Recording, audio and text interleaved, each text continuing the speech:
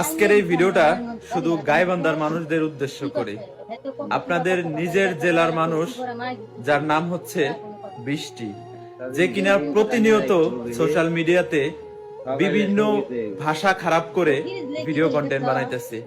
যে ভিডিও কন্টেন্টের মেন উদ্দেশ্য হচ্ছে প্রবাসী এবং প্রবাসী স্ত্রীদেরকে ছোট করে কথা বলা। আমি আপনাদেরকে 24 ঘন্টা সময় দিলাম। 24 ঘন্টার মধ্যে যদি এই মেয়েটাকে প্রকাশ্যে জনসম্মুখে এনে তাকে 100 বার কান ধরে উঠবোস করিয়ে তাকে সোশ্যাল মিডিয়া থেকে আপনারা বিদায় না করতে পারেন, তাহলে পরবর্তীতে আমরা প্রবাসীরা কি করব সেটা আপনাদেরকে করে দেখাবো। হ্যালো এভরিওয়ান, আমি সব সময় ক্যামেরাতে আসি না, তবে আজকে ক্যামেরার সামনে আসার একটাই উদ্দেশ্য যে এই ছেলেটাকে আমি বলতেছি, এতদিন ভাইয়া ভাইয়া করে বলতেছিলাম, আজকে আমি একে বালকামা করে বলতে চাই। কারণ কি, আমরা মানুষকে স্ক্রিনে উঠাই কেন জানেন?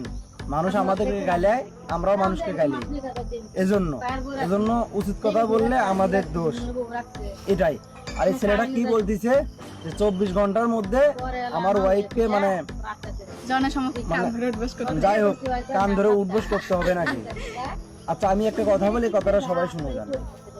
আচ্ছা, তুই যে প্রবাসে গেছস, তুই কি ইনকাম করতে গেছস নাকি ভিডিও করতে গেছস? এটা আগে বলতো।